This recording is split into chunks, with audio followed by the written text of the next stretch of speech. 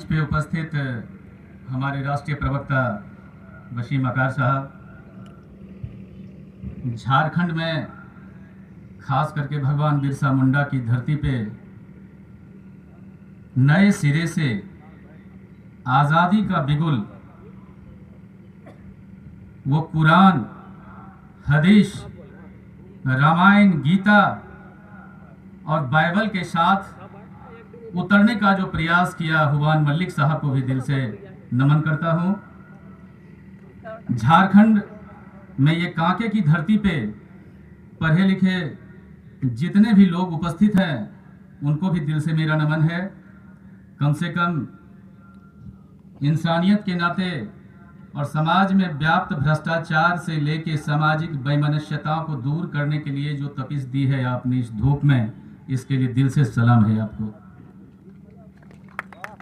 मंच पे उपस्थित क्रांतिकारी युवा नेता जो शायद डिप्टी मेयर का चुनाव लड़ा था, शाहिद, बहुत कम अंतरों से, बहुत लोगों के कूटनीति से प्रताड़ित किया गया इस लड़के को, फिर भी समाज में व्याप्त भ्रष्टाचार, सामाजिक समरसता कायम करने के लिए, चाहे वह मुहर्रम हो, चाहे रामनवमी हो, समाज में हर व्यभिचार और वैमनस्यता को दूर करने के लिए जो बीड़ा उठाया और आज तक करते आ रहा है, इसके लिए भी दिल से सलाम है शाहिद को।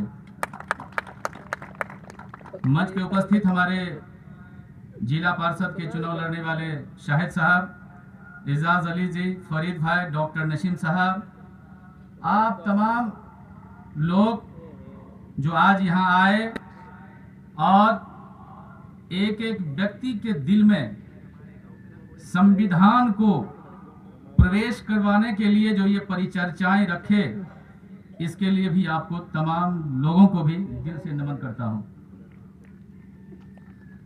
दोस्तों, हम दो चार शब्द कहना चाहेंगे। खास करके पाकुड़ के बंदों ने इस मीटिंग को मुसलमानों पे ही केंद्रित किया। मैं उसमें कुछ तब्दीलियां करना चाहता हूं कि ये मजलिस मुसलमानों की पार्टी नहीं है, ये मुसलमानों की पार्टी नहीं है मेरे दोस्तों। अगर मुसलमानों की पार्टी होता तो ये चंदन सिंह इस मंच से आपके बीच में कोई पैगाम लेके नहीं आता। ना आज बात होगी आरती की, ना ही होगा आजान का, ना ही बात होगी आरती की, ना ही होगा आजान का। आज मेरे दोस्तों, मैं विश्वास दिलाता हूं कि बात होगी सिर्फ और सिर्फ संविधान की और हिंदुस्तान का।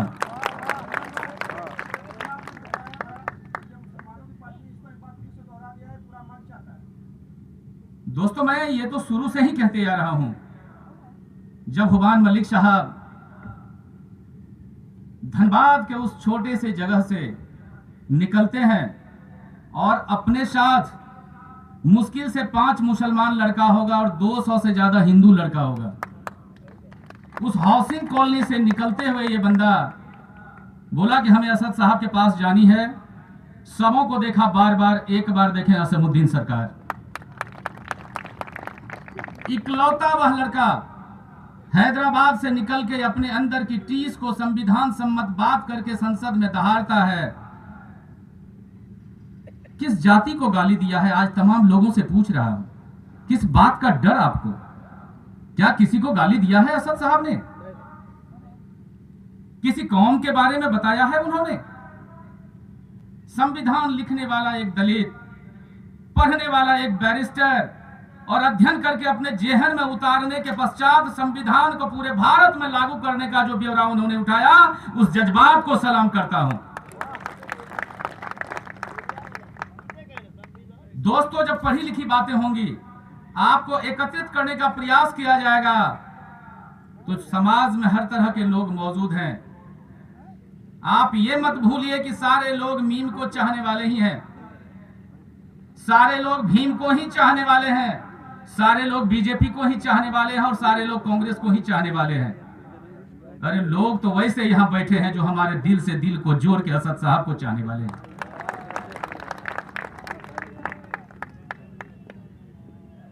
मैं आपको बताना चाहता हूं कि आप डरे ना, क्योंकि बहुत सारी कविताएं हैं, बहुत सुंदर ढंग से हमारे पूर्वजों ने लिख छोड़ा है। हम अपने बच्चे को मैथ और साइंस में इतना उलझा दिए है ना, अल्लाह कसम वो तो इतिहास ही भूल गया। जब तक वो इतिहास नहीं पढ़ेगा, उसका बाप का बाप कौन था, उसके बाप कौन थे, उन्होंने कैसे घर बनाया, कैसे फूस को ईंट में तब्दील किया, कैसे ईंट में ये संगमरमर लग गया, तो जब ये नहीं बताएगा तो देश का संविधान क्या बनाएगा।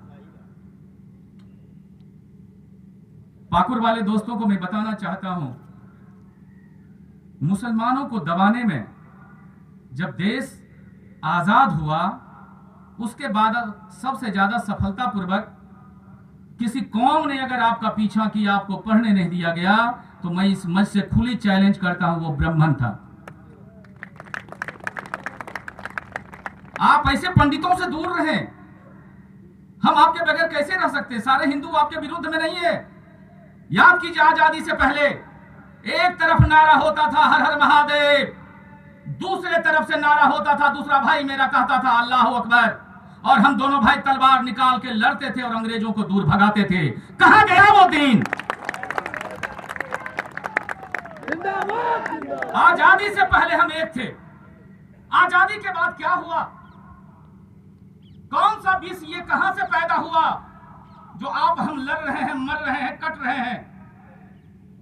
इसी चीजों को लेके असद साहब ने जब संसद में लथाड़ना चालू किया तो सारे लोगों की पेट की पतलून ढीली होने लगी। दोस्तों, जब रामगढ़ में किसी मुसलमान भाई का मर्डर हो रहा था गाय मॉब लिंचिंग के नाम पे, तो कहां गए? इस धरती से मैं चैलेंज करता हूं हेमंत सोरेन साहब को, आपका आत्मा जगता नहीं जब मुसलमान का वोट लेते हो? आप आत्मा नहीं जगता बाबूलाल मरांडी जी का, जो हमसे वोट लेता है और मॉब लिंचिंग की नाम होती है, हमारे बच्चे मारे चले जाते हैं, एक बार भी रोड पे प्रोसेसन नहीं निकलता है। उसके लिए आवाज निकालने के लिए आज ये कांके की धरती पे हुबान मलिक ने असीम बकार साहब से आशीर्वाद लेके बीड़ा उठाया पूरे झारखंड में फैलाने का। दोस्तों, हम आपके बगैर रहेंगे कैसे? यह हिंदुस्तान की बगिया बहुत सुंदर ढंग से सजाया गया है। संविधान जो लिखा गया, पूरे विश्व पे हमारा संविधान हावी है, यह आप सभी जानते हैं। क्या किताब में ही पढ़ के रहेंगे कि हिंदू मुस्लिम भाई भाई, कि उसको उद्धृत करके जमीन पर भी उतारेंगे? इन फासिस्ट ताकतों से अलग रहें, ऐसे लोगों को समाज में पनपने न दें। इसी मंशा से मजलिस आज झारखंड की धरती पे अवतरित हुई है।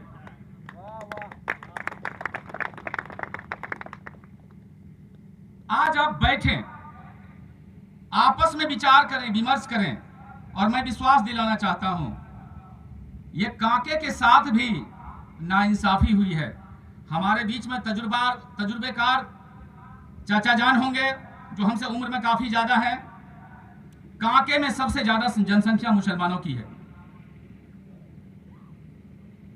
हमारे प्रवक्ता साहब गार्जियन स्वरूप जो मंच पे मौजूद हैं, उनका ध्यान आकृष्ट कराना चाहूंगा कि ये तमाम हरदिल अजीज जो आपको सुनने आए हैं,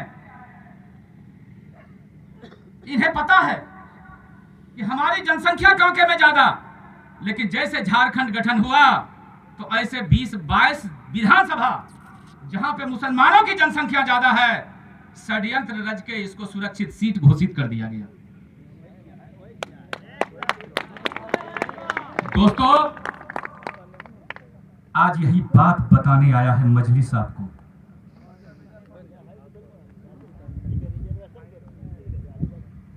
मैं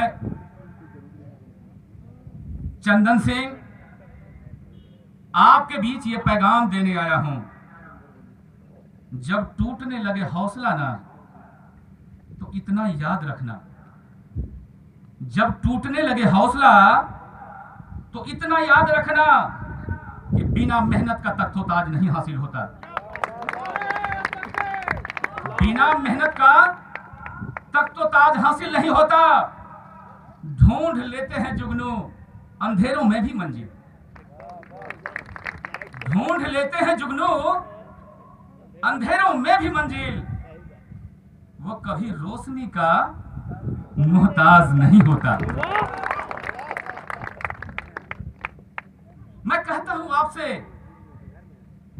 रोशनी तो हमें दिखाई दे रही है यहीं से, रोशनी तो दिखाई दे रही है यहीं से।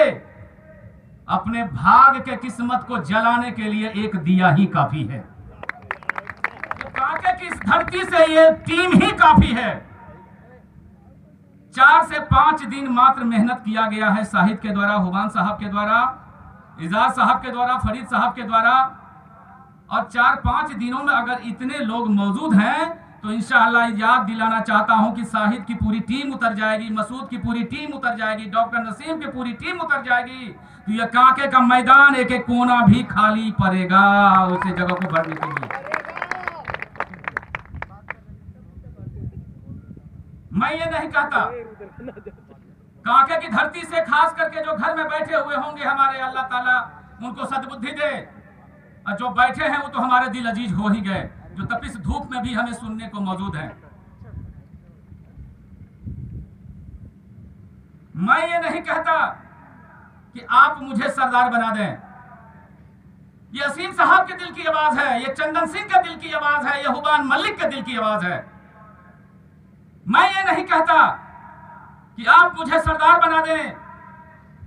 मैं तो सिर्फ ये कहता हूं कि आओ आज हम सभी दोस्त मिलकर जो समाज में व्याप्त ये भ्रष्टाचार की दीवार है, नफरत की दीवार है, उसे गिरा दें, उसे गिरा दें।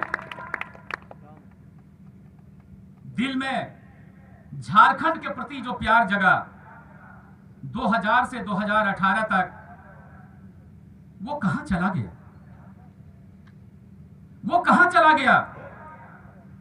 आज झारखंड के लिए, अपने कौम के लिए, अपने समाज के लिए जो आपसे मोहब्बत करते हैं, उनसे आके दिल से दिल मिला लें, दिल से दिल मिला लें। दिल ये आज दुआ करता है, दिल आप सबों को देख के आज ये दुआ करता है कि ऐ मेरे मौला, एक बार, सिर्फ एक बार झारखंड की इस पूरी धरती पे ओबीसी की एक सरकार बना दे। मैं विश्वास दिलाना चाहता हूं, तेलंगाना से लेकर हैदराबाद तक आप चले जाइए, कोई हिंदू हो या मुस्लिम हो कहे कि वहां से लाठी डंडा से मार के भगाया जाता है। एक भी मॉब लिंचिंग आपने सुनी क्या? तेलंगाना में हमने कांग्रेस को भी औकात दिखाया, अब बीजेपी को भी औकात दिखाया। वहां मुसलमानों से ज्यादा हिंदू प्यार करते हैं असद साहब से, वो असीम बकार साहब बताएंगे आपको। एक एक दिल में वो आदमी प्रवेश कर चुका है। चूंकि रहनुमा आपको भी चाहिए, रहनुमा हमें भी चाहिए, रहनुमा आपको भी चाहिए, रहनुमा हमें भी चाहिए। अरे जब गोली चली थी सरहद पे, तो जख्म आप हुए तो घायल हम भी हुए हैं। ये नफरत फैलाने वाले लोग जो हिंदुस्तान के बगिए में जो सुगंधित फूल है, बेला, चमेली, चंपा, इस बीच में जो ये थेथर का फूल जन्म ले लिया है, इसे भगाने के लिए मजलिस बैठा हुआ है। इस थेथर के फूल को जब तक नहीं भगाएंगे तब तक आपका दीन नहीं सुधरने वाला है। हमें बताइए, लालू यादव को आप नेता मान रहे हैं ना? 1990 में जब प्रधानमंत्री के पद पर सुशोभन होता है बीपी सिंह साहब का, विश्वनाथ प्रताप सिंह साहब का, तो मंडल कमीशन लागू होता है। और मंडल कमीशन लागू होता है तो असद साहब ने बहुत बेरुखी से कहा था उस समय कि अल्लाह जाने क्या होगा जब हिंदुस्तान के कोने कोने में संविधान जाएगा, और इन फासिस्ट ताकत का क्या होगा जब धूम भगा के अपने घर की बिल्ली भगी हो जाएगा। आज वो संविधान जगाने के लिए सारे लोग आपके पास मौजूद हैं। हम नहीं कहते कि आपस में वैमनस्यताओं को दूर करो। अरे हम तो कल भी अंडा बेचते थे, आज भी अंडा बेच रहे हैं। अगर हम चाहते हैं कि अपने बच्चे को 2 तालीम दे दें तो तुम्हें दर्द किस बात का? हम कल भी चूड़ी बेचते थे, आज भी चूड़ी बेच रहे हैं। अपने बच्चे को थोड़ा श्रृंगार का ज्ञान दे दें तो तुम्हें दर्द किस बात का? बताइए, क्या आपके बगैर हम रह सकते? कांच की चूड़ी बनाने वाला मुसलमान और पहनने वाला कौन? एक भी मुसलमान महिला कांच की चूड़ी नहीं पहनती। पहनने वाली हमारी हिंदू मां बहन ही है।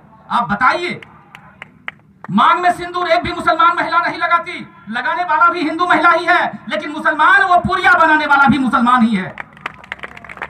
बाहरी वस्त्र से लेकर अंतः वस्त्र तक सीने वाले आप हो। राम मंदिर की चर्चाएं होती है, राम मंदिर बनाएगा कौन? क्या आपके बगैर कोई कारीगर है क्या? अच्छा, मैं इस मन से पूछना चाहता हूं, एक एक ईंट जोड़ने वाला कौन है? क्या बगैर मुसलमान के वो मंदिर बनेगा क्या? दोस्तों, अपनी ताकत को पहचानो। जो तुम्हें डराता है उसे कहो कि अब जो है आ गया है वो जमाना जो आपके साथ है। सारे लोग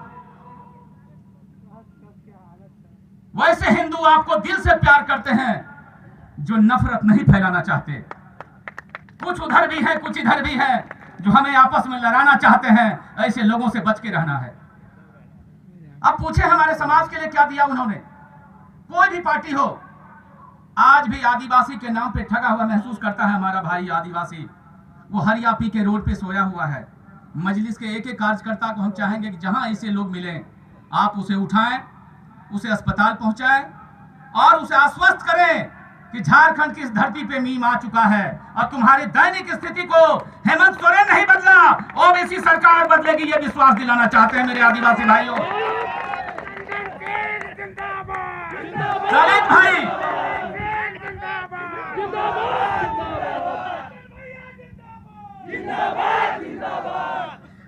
आज ये चंदन सिंह आपको विश्वास दिलाता है, जो समाज से वंचित हमारे दलित भाई हैं, भंगी भाई हैं, वो मूलवासी है यहाँ का। ये आर्यन, ये पंडित हिंदुस्तान का नहीं है मेरे दोस्तों। आप अगर पढ़े लिखे लोग हो तो यूट्यूब में जाओ, गूगल में जाओ। इस मुल्क में अंग्रेज भी आया था और साथ में द्रविड़ियन और आर्यन भी आया था। अंग्रेज को तो हम दोनों भाई मार के भगा दिए, लेकिन आर्यन जो यहाँ पे रह गया वो हमें समाज को तोड़ के रख दिया है। ऐसे आर्यन को भगाने के लिए, ऐसे समाज में विष फैलाने वाले लोगों को यहां से दूर भगाना है। छोटी छोटी सी चीजें हैं जिसे ध्यान से हम विचलित कर देते हैं। मंदिर बनता है, घर बनता है, उस मिट्टी से जैसे हमारे कारीगर भाई, चाहे वो दलित है, मुसलमान है, एक एक ईंट जोड़ के आसियाना बनाता है। क्या ऐसा दीन एकाएक आप दिखा लेते हैं? जब तक उसमें प्लास्टर नहीं हुआ, जब तक वो घर आसियाना तरीके का नहीं बन गया, जब तक उसमें संगमरमर नहीं लगा, जब तक उसमें झूमर नहीं लगा, तब तक ये ब्राह्मण प्रवेश नहीं करता है। और जैसे संगमरमर मेरा मुसलमान भाई लगा दिया, मार्बल ठोक दिया, ये पतरा देख के एक दिन बता देता है, गंगा जल चारों कोना में छीट के टुनटुनी डुला के कहता है इसे दूर करो, इसका घर में प्रवेश वर्जित है। दोस्त, ये सच्चाई बताना है आपको। ये छोटी छोटी चीजें हैं। खस्सी भी काटने वाला हम तो आपका घर भी बनाने वाला हम, मुर्गा बेचने वाला हम तो चाउमीन भी बेचने वाला हम। हमारे बगैर आप रह कैसे सकते? जिस दिन मुसलमानों ने एकता बना ली ना, तो अल्लाह कसम सारे लोग आपके कदम को चूमेंगे, कदम को चूमेंगे, कदम को चूमेंगे। और जिसे डर है वैसे मुसलमान भाई को बताना चाहता हूं कि मेरे दोस्तों, चंदन सिंह तेरे साथ है। आप निकलो घर से। किस सरकार में इतनी औकात है कि आपको डरा दे, आपको धमका दे? हमें भी सूचना मिलता है कि मुसलमानों को डराया जाता है, धमकाया जाता है कि असमुद्दीन साहब की मीटिंग हो तो आप नहीं जाओ।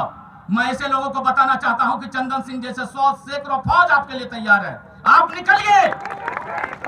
आप हिंदुस्तान जैसे बगैर आपका कुछ हो नहीं सकता है।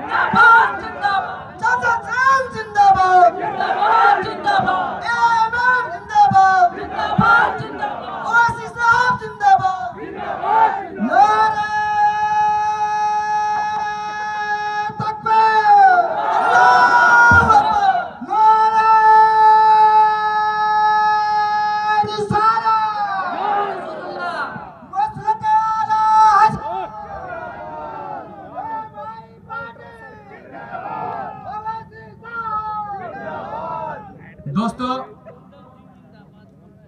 जज्बात में हम बहकने वाले नहीं, जज्बात में बहकने वाले नहीं। ठीक उसी प्रकार से जिस प्रकार से आपने रहीम के दोहे को पढ़ा होगा, बहुत बारीकियों से नजर है हमारे वसीम साहब का आपके इस टीम पे, आपके इस कंधे पे छोटी सी बीरा उठाई नहीं हमने, लेकिन हुजूर आला मैं आपको विश्वास दिलाना चाहता हूं, कन कन जुए मन जुए, खाते निवृत सोए, बूंद बूंद जो घट भरे, टपकत रीते हुए। आज ये एक एक बूंद घड़ा को भरने के लिए प्रेरित है। रांची में तो बस 2 मीटिंग ही हुई थी, उसमें से ये दूसरा मीटिंग है। पहला मीटिंग साहिद साहब ने केन होटल में किया था, और हम लोग सारठ, राजमहल, साहबगंज जितनी भी टीम है, दुख दर्द समझने के लिए गांव गांव टोला टोला जा रहे हैं। और चाचा जान, खास करके मैं आप जैसे बुजुर्गों से आशीर्वाद लेना चाहता हूं। अरे आपने तो जिंदगी जी ली है बहुत मजे की, आपने तो जिंदगी जी ले है बड़े मजे की। अब इस फौलाद के सीने में भी वो ताकत देखें जो आपको हज तक पहुंचाने के लिए काफी है, बगैर किसी दबाव के। जहां रहे इत्मीनान रहे। मैं विश्वास दिलाना चाहता हूं कि हमारे टीम के ऐसे लोग, ऐसे कार्यकर्ता जिसका संविधान इतना मजबूत हो कि कम से कम ग्रेजुएट लड़का ही हमारे पार्टी को सुशोभित करेगा, वो कभी समाज में जहर घोलने का काम नहीं करेगा। आपके दर्द को मैं समझ रहा हूं। आपको डराने लोग आएंगे, धमकाने आएंगे, चूंकि उसकी सत्ता अब खिसक रही है। जो चट्टान पे परत जमा हुआ था उसको अब हटाने हम सभी आ रहे हैं। और बहुत कुछ ज्यादा आपको कहूंगा नहीं, सिर्फ इतना ही कहूंगा, दिल से आशीष दे दो आप। दुआ मौला से यही करता हूं, दिल से आप आशीष दे दो। मौला से बस यही दुआ करता हूं, आपके दिल में प्यार जगे ही जगे, मोहल्ले में भी जगने का आप एक अलग जगह दो, आप एक अलग जगह दो। ओवैसी साहब के हाथ को मजबूत कर दो, और जो हमारे राष्ट्रीय प्रवक्ता हैं, इनके दिल में आप अपना मोहब्बत इतना दे दें कि हम सभी इंशाअल्लाह ये विश्वास दिलाते हैं कि झारखंड में न करप्शन होगा, न करप्शन रहेगा। और कम से कम मजलिस अगर आ गई तो इन सबों को औकात भी बता देगी। ये विश्वास के साथ आपसे विदा लेता हूं। बहुत बहुत धन्यवाद। आगे वक्ता हैं, आपको बहुत कुछ बताएंगे। आइए एकता को बनाए रखें। समाज में ऐसे लोग जो आपको उत्प्रेरित करे, उद्वेलित करे, डर पैदा करे, ऐसे लोगों से वंचित रहें। और हमारी जो फौज तैयार हो रही है झारखंड की टीम, उससे के नंबर रहेंगे आपको, आप उस नंबर पे इल्तहा करें। देखिए समाज में कैसी तब्दीलियां आती है इंशाअल्लाह। बहुत बहुत धन्यवाद। बहुत बहुत शुक्रिया जनाब चंदन सिंह साहब। आज का ये मजमा बता रहा है कि हम मुसलमान अपने गैर मुस्लिम भाइयों से इस मुल्क के कितना मोहब्बत करते हैं। हमारे बीच कोई नफरत नहीं। हम जिस मजहब इस्लाम के मानने वाले हैं, नफरत का नामो निशान नहीं।